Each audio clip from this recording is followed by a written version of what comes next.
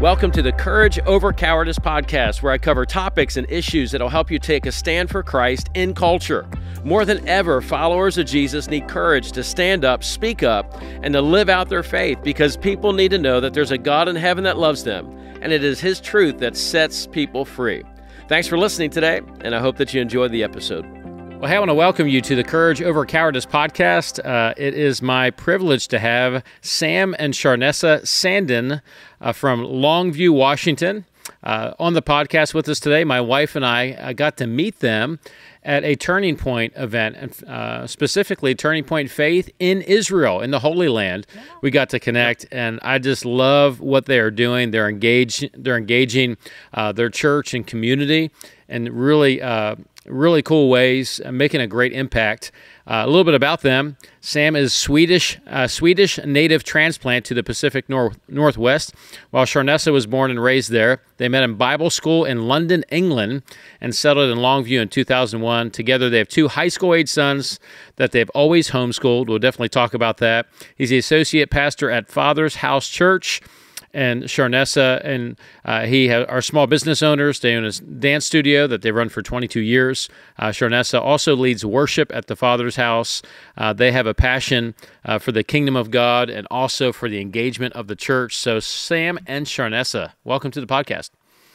Thank you. You, Sam. Super excited to be with you. We love what you're doing on the East Coast, and we're trying to keep it up here on the left coast too. Yeah, that's good. They jokingly say the land of fruits and nuts, but I don't mean it. I'm just teasing. Maybe a little bit, True. But anyway, it's good. So you guys, you've been married for 24 years. You have two kids. You met. Tell us a little bit, because you told me this before. You guys met in Bible college. And I think, Sharnessa, you were in a singing group, and Sam, you were engaged in managing or something like that. Tell us about it. I just think it's interesting. Yeah, so I grew up in Sweden, and right after high school, did a year in the Swedish Air Force. At the time, we had national service, so everyone, more or less, all the guys had to do a year in the service. So I did that, and God got a hold of my heart as a sophomore, really, in high school, and I knew I wanted to do something different than being in the military. That was my passion initially growing up. I wanted to be in the Air Force, fly planes. Couldn't, because I got glasses or contacts now. But then ended up just really wanted to invest in my walk with the Lord, and went to Bible school in London, Pentecostal church there, and so I was doing the Bible part of the school. And I'd like to say I had a year to kind of really learn English and to grow up before Sharnessa came in for her part as she went to the creative arts part of the school. Yeah, so I attended, like you said, the creative arts part, and very small school in Notting Hill Gate in London, and Notting Hill Gate and Acton.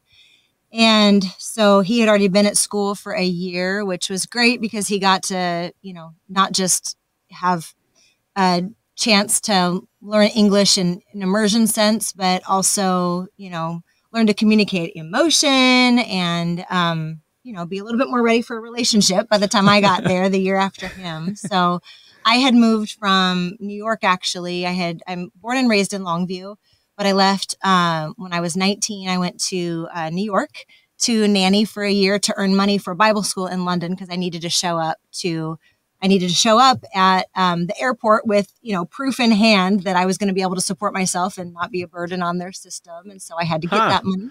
Wow, yep. What a unique system that actually requires like some sort of, anyway, continue.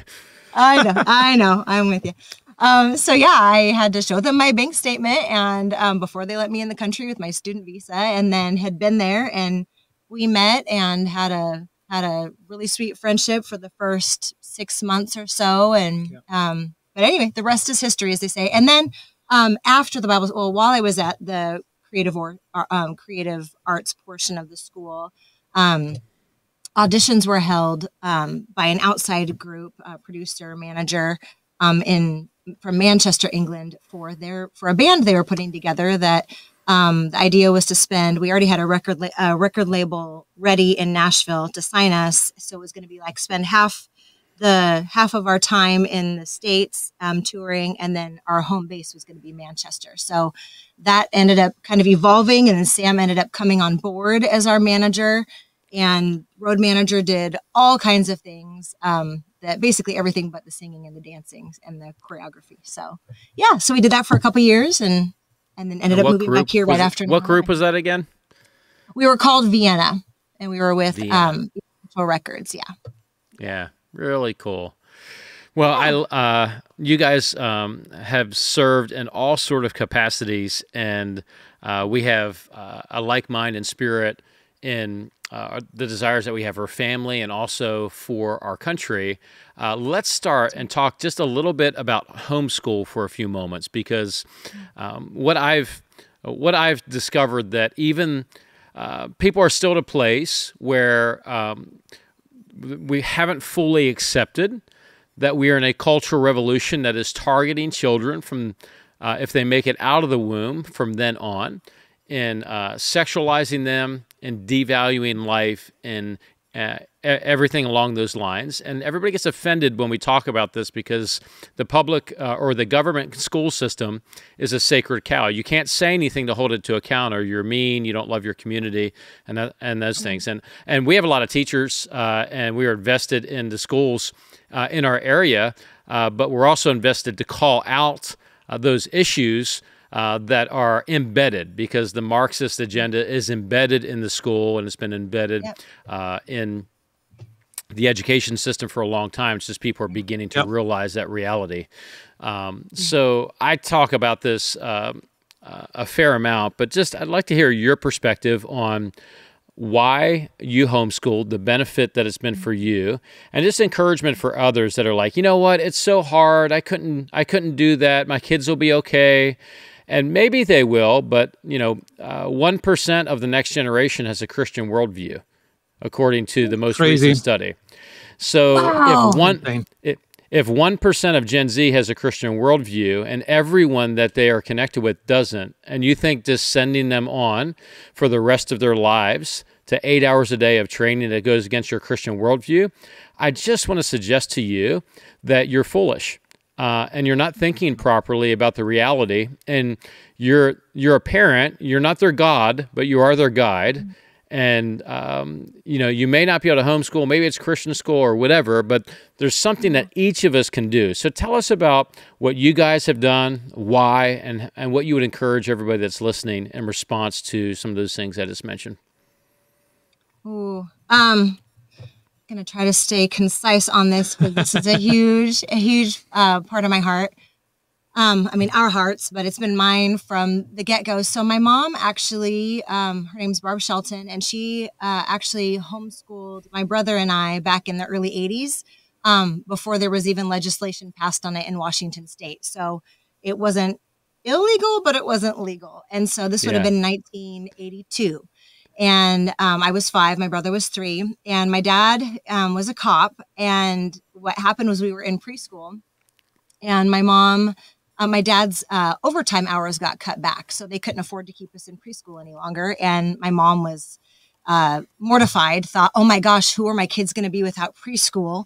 And, her mind was not renewed in this area at all yet, and thought that we were going to be ruined because we were in preschool. So my aunt at the time, who was in Anchorage, had started homeschooling her kids, and told my mom about it. My mom thought it was the dumbest idea ever. And so, but my aunt told my mom about a book by Dr. Raymond Moore called Homegrown Kids. And my mom bought the book, read the book, and it turned her world upside down. And in the sense of it wasn't just about fear of, what's in the public schools. I mean, there are things to be concerned about, of course, but a whole renewed vision on teaching our kids at home, and that there's so much more to it than academics. That's the word I was looking for. Yep. And so between that book and what the Holy Spirit spoke between the lines, and her continued journey after reading the book, she she homeschooled in an era, we would go to the grocery store in the middle of the day, and get the weirdest looks. We would get people asking, why aren't you in school, little girl? And people were so confused. And, but, and it was also an era where she had to make her own curriculum. Like she would sometimes be able to find a workbook or whatever, but it kind of forced her to have to be, she's already super creative. She's amazing. But she would create her own stuff because curriculum companies would not sell to homeschoolers. They literally refused to sell to homeschoolers, which is such a different world now. Yep. But she was really a pioneer, and I'm so proud of her for that. I could cry. But I'm gonna. The older I get, and the more homeschooling my own kids, obviously this happens with most of us as we get older. We appreciate our parents more and more. But as I look on who she had to be back then. Yeah. If people think homeschooling is weird now, back then it was a whole other level of opposition. And so anyway, I grew up being homeschooled. I loved it. We were still involved in youth group, in church, in dance lessons. My mom would create homeschool co-ops. And so we were around other kids a lot. Our neighborhood that we grew up in, when school was out, there were like 30 kids, classic 80s childhood, right? Like everybody was out playing and riding bikes and all the things. So it came from a big family too. So there was lots of cousin time. And so lots of time with other kids. But it gave us a freedom to explore. And this is what I love about homeschooling, to explore things that we're passionate about. It wasn't just memorizing dates and dead people. It was history came to life. It was field trips. It was reading rich books. It was reading biographies. It was interviewing missionaries from our church when they came home from being on the field. It was gathering with other homeschoolers and doing science experiments. Or my aunt, who super genius scientist, would come and do some experiments with us. And so even though it wasn't ever like something I thought about until I was probably more like high school, I knew the older I got that I wanted to give this gift to my kids. Like there just was no other option. And so when we met at Bible school, one of the first conversations, because homeschooling was a deal breaker for me. So, when we met in London, one of our first conversations, I brought up homeschooling, which homeschooling is illegal in Sweden. So it wasn't at all on his grid, but he was totally open to it and loved the idea. And so here we are now, about to graduate our first. Chase is going to graduate in September. We moved it to September as opposed to the regular, June. We have friends who are visiting actually from England in September, and we wanted them to be able to be there. And we homeschool, so we're like, why do anything the way anybody else does it anyway? We never have. And so we're going to graduate him in September, and it is wild. I can't believe how quickly. Sorry, it's out loud.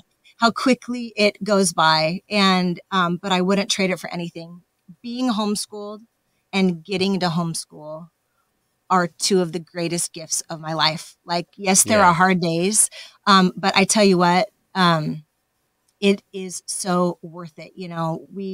I love lists. I love checking things off, and we do a lot of like passion directed, delight directed learning with our boys. Like we love World War II. So we've interviewed World War II veterans. We've watched a lot of World War II documentaries and movies. We've read a lot of books. We have time together every day during our school where we do read aloud time, and it's me reading out loud. And then as they've gotten older, the boys, they'll read also to the group.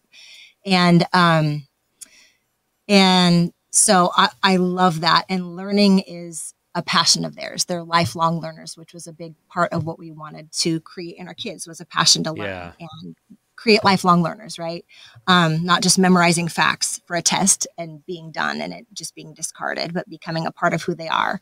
And going to historical sites around the country. To Gettysburg. We've been there a couple times, in your own state. And so... one thing though, with homeschooling is that while academics they're important, that your character is 1,000 times more important, right? And your heart and your relationship with the Lord. And so, like I was saying, I love to get things checked off, on my list. Like I'll have stuff that, I want to get done in a day.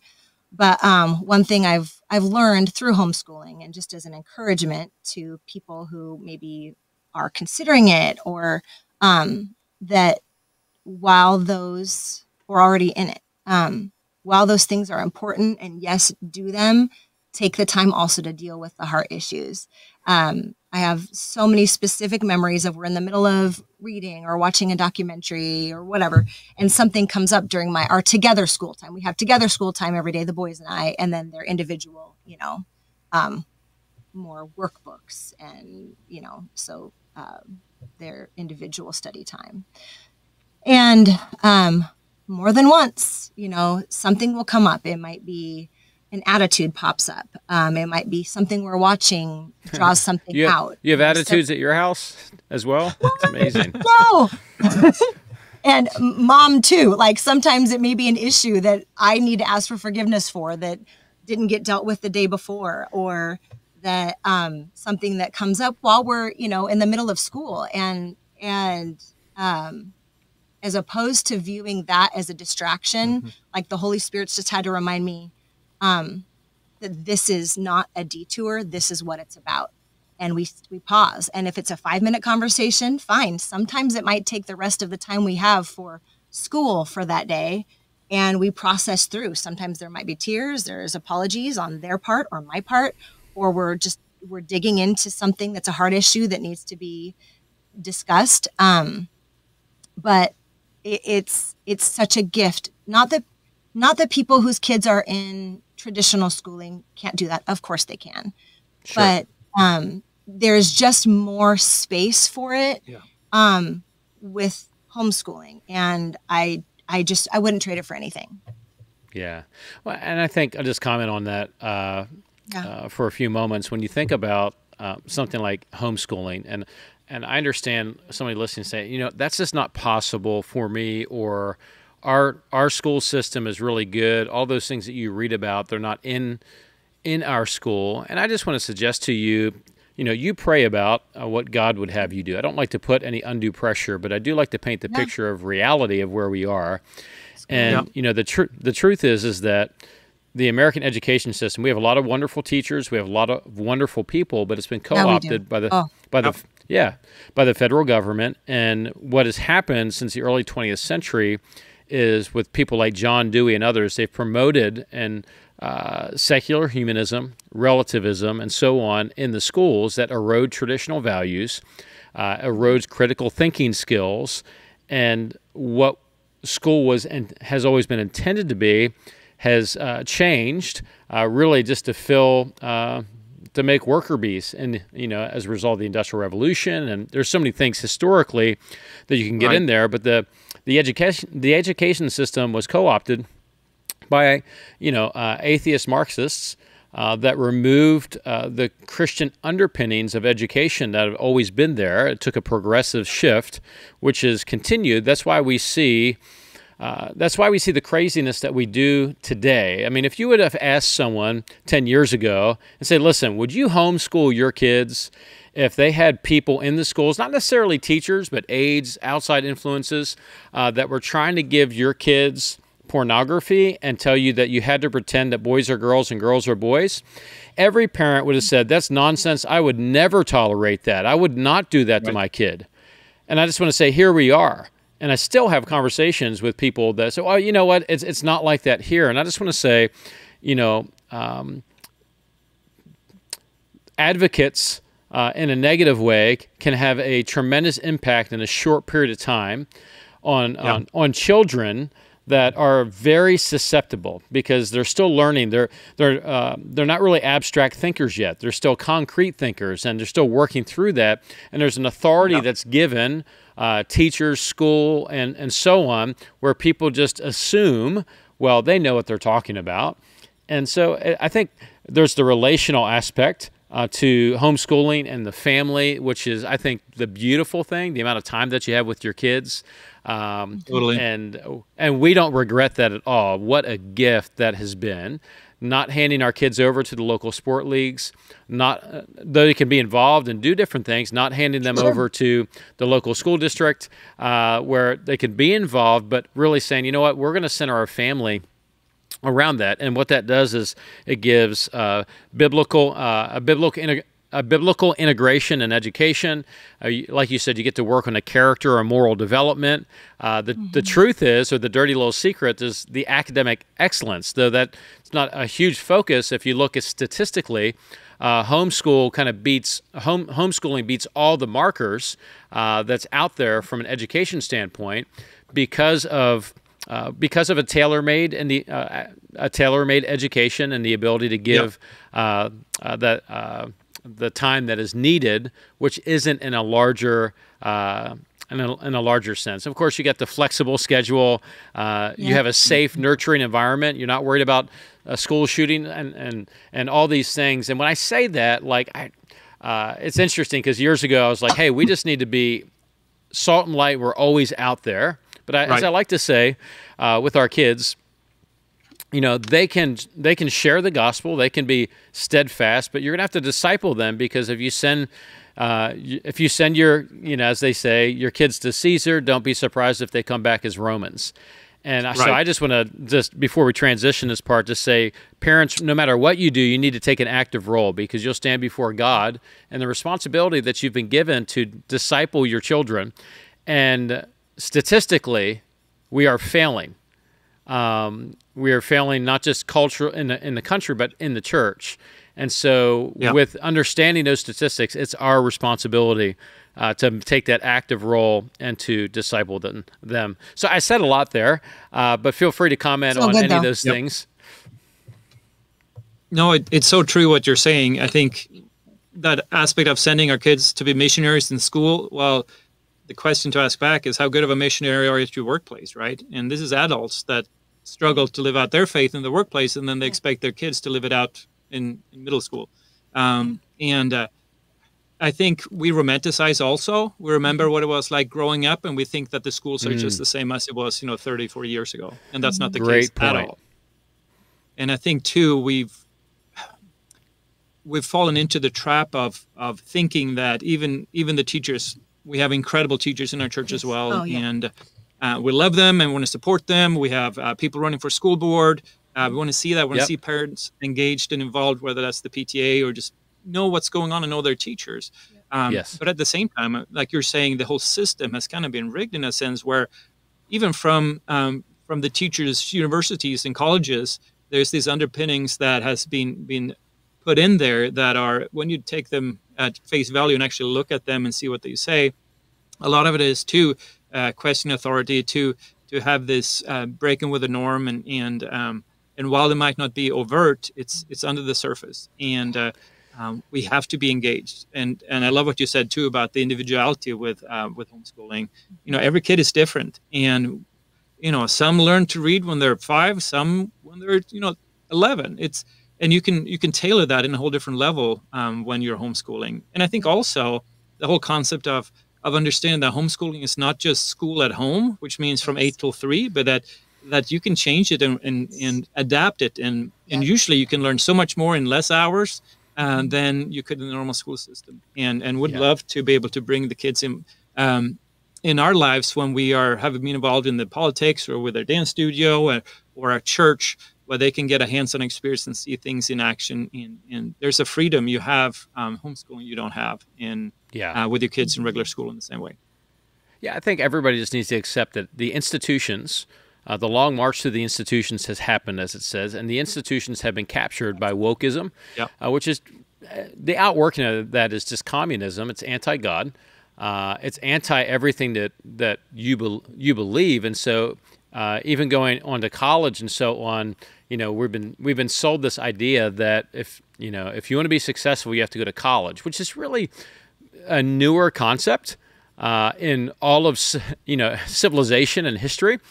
And the reality is you can go to college, you're going to get a lot of debt. You're not necessarily going to be set up for a great career. It depends what you're taking. If you're taking gender studies, you've just been totally fleeced, and I feel bad for you on multiple levels. But the reality is that we need to see this through and understand the spiritual battle that we're in. So We need to keep praying for teachers. They're Daniel and Babylon. Yep. Fight the good fight of faith. That's right. Get on the school boards. Engage. We don't give that over, but when it comes to my children, I want my family and I want the Word of God to be the single greatest influence in their lives, because that's going to be how they prosper and ultimately succeed in life. Good stuff. Thanks for sharing some of those thoughts. Let's talk for a few moments about, you guys are really engaged and been helping lead your church and yourselves in these ways and being involved. You alluded to it a little bit, PTA meetings, school board, and in the local sphere. Talk to us for a few moments. When did that start? How did that start? Was it, due to 2020? Was it something before then where you really got engaged? And then we'll talk about, like, not just how you got involved, but then what you all do, so that, I can learn from that, and those that are taking the time to listen to this can have some ideas and be inspired as well. Yeah. I think the big thing was obviously 2020. We'd been engaged before on a federal level in regards to some foreign aid stuff and with the work we've done as a church in Africa. And so we've, in a sense, we kind of had a feel for, we knew how our senators were, our member of Congress, and we'd been in DC kind of lobbying in that. And for 10 years. Yeah, we did that for 10 years. We'd go out every year for training, and then we would have lobby day on the Hill. So it was cool looking back how God set that up, in preparation for what was to come. Yeah. But that was more for foreign aid. It was working with an organization on how to best spend the less than 1% of the federal budget that's allotted for foreign aid, kind of in the most smart, effective ways. So, yeah. And then 2020 happened, and we got a crash course in what a governor actually do. I think before then I had no idea what the governor did. He was just one of the people we vote for, and our engagement on the local or that level and the political level was pretty much just voting. We would have a sign every once in a while in our yard, but that was about it. But then when our governor instantly decided to really lock us down, it first over and over. First, the 2 weeks to slow everything down. It's like, okay, no one knows what's going on. Yeah. Okay, we understand something needs to happen, and but this just kept on going, and we started to realize that this is not okay. This is not right. He's overstepping boundaries, and he's using powers that's been given over probably decades, so to speak, especially being on the left coast here. And we have also Mount St. Helens. So using the kind of the emergency powers that was meant probably more if there was a big volcano eruption again, but use these for this kind of virus or pandemic or scamdemic, whatever you want to call it, right? And as a church, we realized nothing is changing. The goalpost just keeps moving and moving, and there's no giving, and he's putting these mandates out that is really encroaching on the church and the state. That the state should stay out of the business of the church. That's what the First Amendment is for. And we came to the point as a church. We talked to staff and felt, we got to do something. We have to open. This is not good. People watching church online, that's like, watching a fire on your TV, that's not going to give you warmth. It has the appearance maybe, but we needed to get together. So Pentecost Sunday, we opened up and we said enough of this. And, people could wear masks if they wanted to and all that, but we said we have to get together. And that was about the same time when one of the gentlemen that ran for governor that year in 2020, we got to hear him speak, and he was a believer, and it's like, hey, we can get behind this guy. And that's kind of how it started. May of 2020. May of 2020, and we started helping distributing, signs in our county, put signs up on the roads. And we would host Zoom meetings with him and just bring people, everybody that we could get on the calls, or we had him here in town a couple times, and just kind of figured out grassroots on our feet and using social media, how do we get this guy's name out and get him in office and Inslee out? Yeah. And that kind of started it off, and just understanding a little bit more on the inside how politics work and how the different parties operate, and how so much is up to the individual. We can't just sit on the sidelines. And And that because we have been for so long, and individually we realized that, we have to be the voice. We have to engage. We can't expect someone else to do that. And then that kind of started the journey. And then we started getting exposed to I think we watched Charlie at a Jack Hibbs event online or something like that. And then one thing led to another, started listening to some podcasts. And then after the 2020 election, we kind of thought, okay, we're off the hook now for a while. We didn't have much of success, but we learned a lot. And we thought, we'll start again in 4 years. But lo and behold, just a few months later, in probably February of 2021, a dear friend of ours reached out and said, hey, I'm thinking of running for Congress. Do you want to help? And that's what really caused us to take off in this whole area. Yeah, a year and a half. We helped her run our campaign for a year and a half, and that was quite the education. So yeah, and then starting to the more we got engaged and got exposed to Turning Point Faith and other organizations, and started hearing about speakers like Bill Federer or David Barton, Rick Green, and Rob McCoy. As we started hearing so many more people speaking up, it was kind of like, well, we're not crazy. We're not just the only one that feels this way. And in fact, we should have engaged in this all along. And That's right. And it's always been a passion of mine to see the church be the salt and light, to live out our faith wherever God has placed us. So that's kind of been probably the last 10 years. That's been kind of an overarching theme of where I feel God is stirring me. And then start to understand the component of getting engaged in politics. Because I think for so long, we as a church have kind of been happy of preaching the gospel in regards to just salvation, and which is great. But after we get saved, there comes discipleship, and we need to live that out. And that includes in the political sphere. And it's messy, it's dirty, it's confrontational, but so is the church, right? And we have to be involved. Yeah, that's what Rob McCoy says. And the thing is, if we stay out, if we just take a step back as a church and says, hey, we're not going to touch politics or business or education like we just mentioned, then all we're left is like we let the world go to hell in a handbag. And we have to be engaged. We can't blame the world for going bad if we've disengaged. We can't just stand on the mountaintop, so to speak, and complain and moan how bad the world is if we have disengaged. We have to be in the world, but not of it, right? And we have to allow our faith to change everything about us. We have a private faith, but I think for so long, culture has kind of tricked us into thinking that our faith is just private. Keep it at home, keep it under wraps. Don't bring it to your workplace, don't bring it to school, don't bring it in the public sphere. Just keep it to yourself. And we have to kind of relearn that we are meant to live out our faith everywhere. If God has transformed my heart, it should transform my life. Otherwise, something is missing. Yeah, if you really love your neighbor, that gets thrown around a lot, especially by woke progressive Christians in a nonsensical way.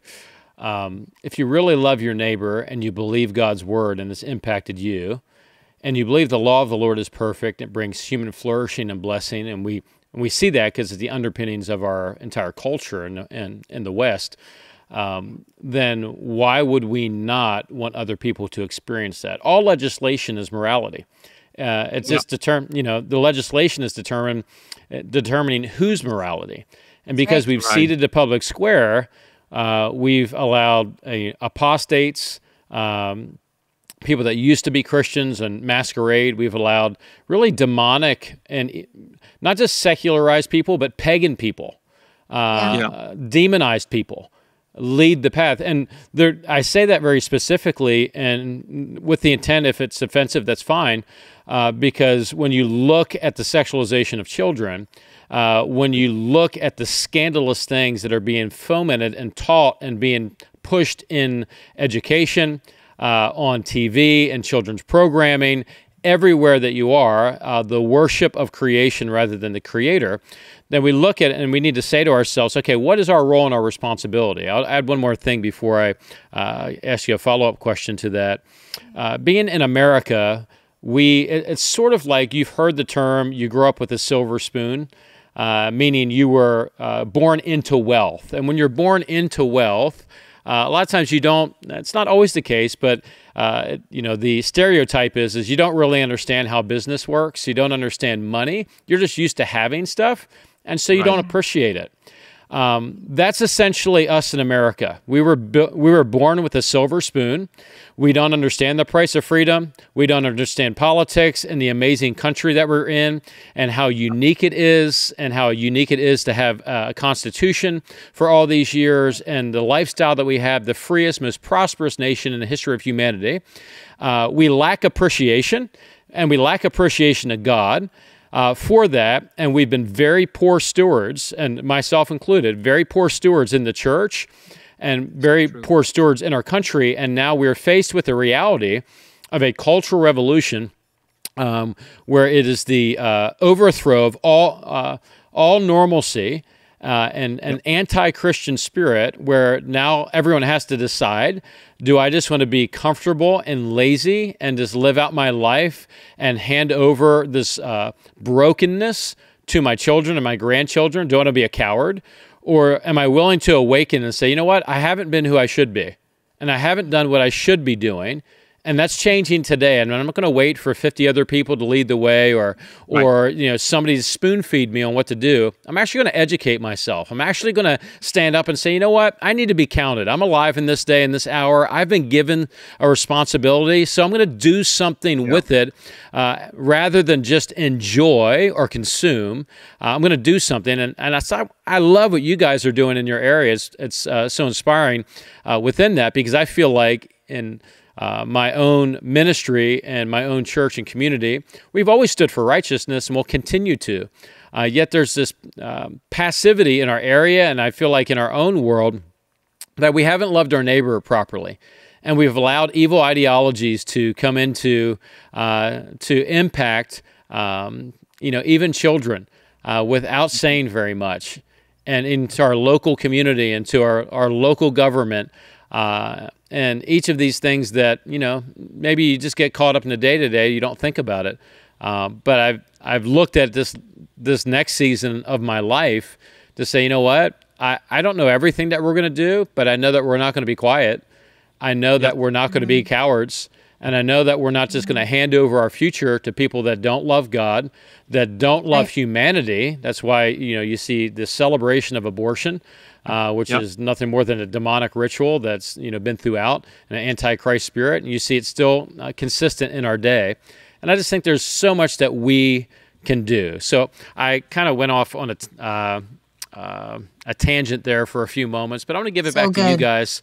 As far as things that that you have done, you talked a little bit about helping get people elected, but talk to a little bit on a more local, everyday level, things that you guys have been engaged with in your church, and even personally that you have found, and maybe even been a little surprised that it's made a big difference. I think, so many things. The summer of 2020, when I'm sure you had similar situations where actually before summer of 2020, as things were unfolding and we're starting to see that things are not making sense and smelling a little bit fishy, you're starting to have conversations with loved ones and figuring out where people around you are at, and so we had lots of this with our family and closest friends, we're like, what do you think about this? And, just kind of like dipping our toe in a little bit. And pretty soon quickly realized, praise the Lord, that we're all on the same page, and with our closest people. And so come summer of 2020, we were like, okay, we need to do something. We had been working with our friend, Josh Freed, run for governor. And he didn't end up winning, but like God used it all. And, but come summer 2020, we knew that we were supposed to do more, aside from work on, his campaign. So we gathered our people. I sent out a message to these specific family and friends and said, hey, so, as you know, from these conversations we've been having, we're on the same page. We want to do more. Would you want to be a part of a group with us that's both prayer, but also education, like watching different videos that Sam and I are feeling like this was super helpful to us. So instead of just sending it, which we do that a lot too, as we all do, sending encouraging or challenging or frustrating videos we see, but we would watch videos and then also figure out what actions we could take. And so I think pretty much all of them said yes. So we started this group we call Rise, and we would meet. I think at the time we were meeting every other week. And then it ended up becoming once a month. And now it's not as frequent, but we still have our Rise group, and we would gather, we would have food, we would chat, and then we would get down to business and show one of those videos, like something by Charlie or Lance Wallnow and or Rob. And so we'd watch something, figure out what actions we need to take. So for instance, with Josh running for governor, we would organize sign waves. We would figure out door knocking. We would figure out whether it be like a fundraiser or just different things we needed to do. So it was education, it was action, and it was prayer. And so that's one thing we did. And Rise is still alive and well. And actually this coming Friday, we also would bring in different people who already were in office that we knew or were running. And we sometimes would bring them to Rise, and we would have them share their platform, share their heart, their vision, and then we would, with our group, and then we'd pray for them at the end. And so that's happened numerous times as well. So like it's happening this Friday, a gal who's running for Congress who we've gotten to know. She's coming. She wants a tour of our little city. So she's coming at 2 p.m. on Friday, and we're going to take her around and show her, some favorite spots, and have her tour a fantastic local homeless shelter. And then after that, she's going to come to Rise, and we're going to eat together. She's going to share her vision and her heart for running for Congress. And then we're going to pray for her. So that's one thing that we've done, kind of grassroots. And it's the same people involved. Pretty much everybody, I think, is still involved. The same people, our family and our closest friends, a couple new people. So that's one thing. And then it would be like, as far as actions, it's kind of what I mentioned. Like a candidate that we believe in, we will post about them, whether it be, post a picture of us with a yard sign, like, hey, anybody want yard signs? And we'll post some things about what we love about that candidate. We've hosted meet and greets. We've done sign waves for them and scheduled that, and a lot of people from our Rise group will show up to that, as well as some other folks. So that's another kind of grassroots thing that we've done. We found posted stuff at church. We found that what's really needed a lot is hope. Right? It's easy to want to throw in the towel. What's the point? We're too far down the drain. But that's just the enemy speaking, right? So that's one of the big passions with the Rise, is to speak hope and life, and that we can actually do something. And within the church context, it's the same thing, to really educate our body. We've had a few different Turning Point speakers come in, just talk about how did we get to where we got here, like you talked about the blessed country we are. Well, it's because of the Christian founding. So we need to understand that. So whether it's biblical citizenship or Bill Federer, but then also have people that can speak to specific issues, whether that's Seth Gruber or in regards to the life message, or we had Rob McCoy, stirring the house up as he's wanting to see people engaged in standing for truth.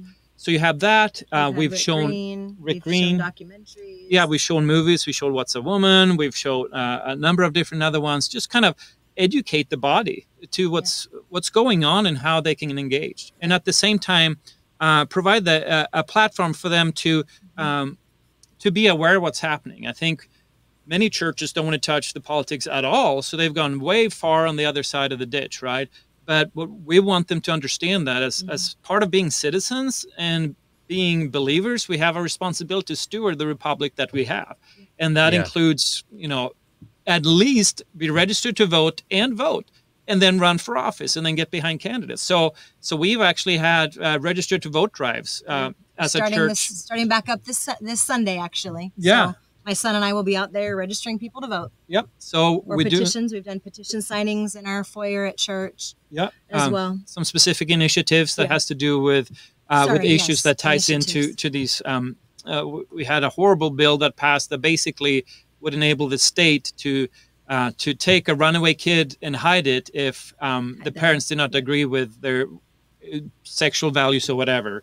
And and that was actually passed and written into law by a governor, but because of the initiative process we still have in Washington, we got that over. We had so many people signing the initiative that it actually was. So we have a parental rights in education bill that was actually signed by the legislature, and because it was the initiative process, the governor has no veto over that one. So that was one awesome. of the successes that happened just last summer.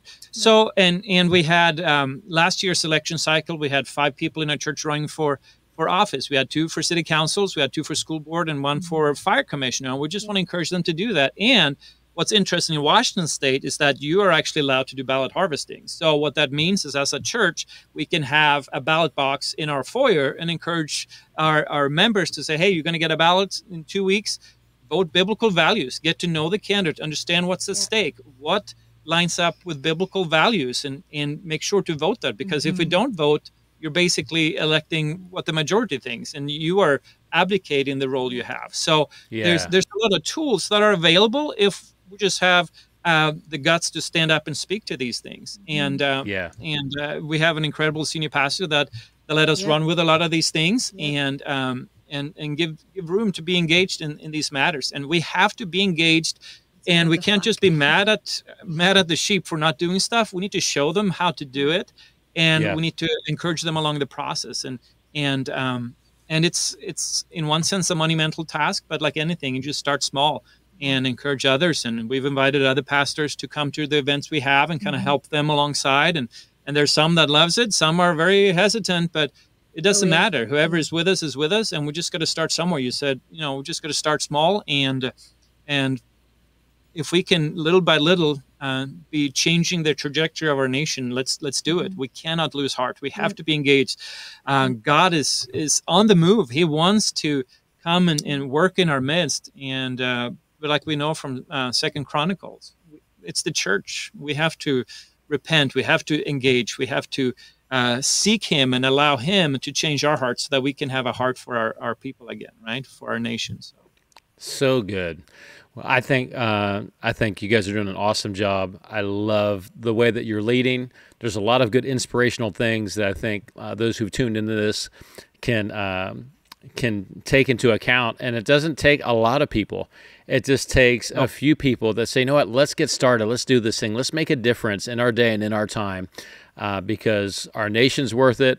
Our community's worth it. Our children, our grandchildren are worth it, and I believe the best is yet to come if we'll be salt and light. Speaking of salt and light, before we end the podcast, you started a brand new podcast called Salt and Light. Tell us about it and where people could find it. Yeah, it's been something I've been like dreading to do. I felt God called me to do it, but it's like overwhelming, something new. Yeah. But I felt Salt and Light was a fitting name, and on Instagram, it's saltandlight.ss. So my last 2 initials, Sam Sandén. Yeah. And on YouTube, it's just _SS in the end. But yeah, my heart is to really show examples of people who are living out their faith and doing it well. And some will be interviews like we're doing today. Some will be me talking. But I just want to provide another resource. I feel like it's something God is stirring in me to really see the body mobilized. And I think we are doing the body a disservice to say that salvation is just a ticket to heaven. No, we were created for good works. We are His workmanship, right? And I love the salt and light in the Sermon on the Mount, right? That we are to be the salt, to stop the decay, to stop corruption, but at the same time bring out the God flavors, as the message puts it, and then being that city on a hill with a light that can shine. And I love how it ends with, when people see our light, they will give glory to the Father. And that's really my heart. I want to see the Father glorified with a church that is living out their full calling of being disciples, not just converts or not just church attendees, but being disciples, and are living out and loving people well wherever God has placed them.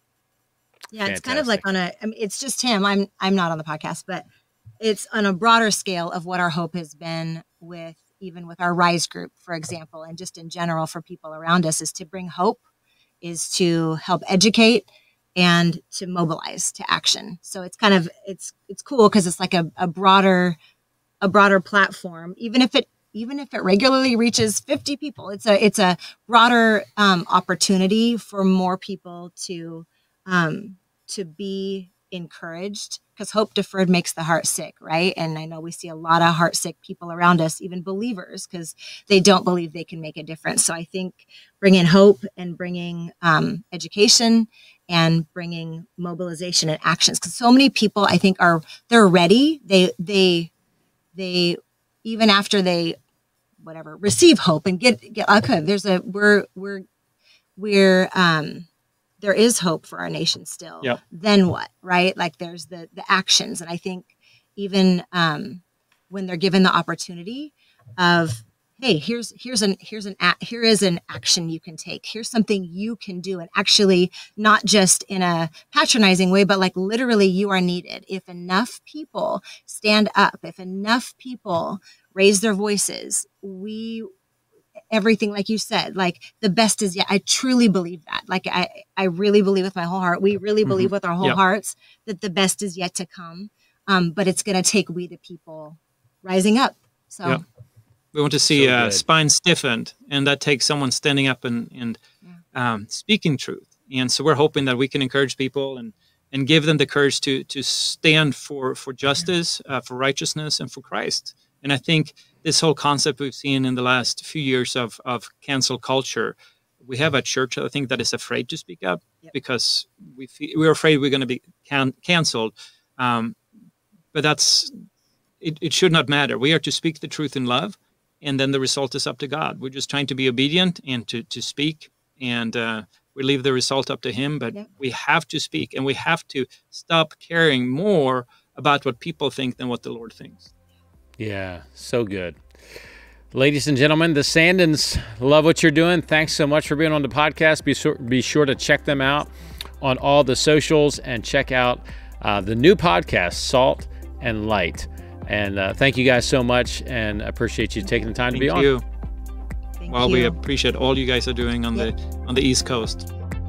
Hey, thanks so much for listening. I hope this message has inspired you to courageously stand up, speak up, and to live out your faith. If you like what you heard today, give me a 5-star review, follow the Courage Over Cowardice podcast, and share it with others to learn how to stand for truth in the midst of culture.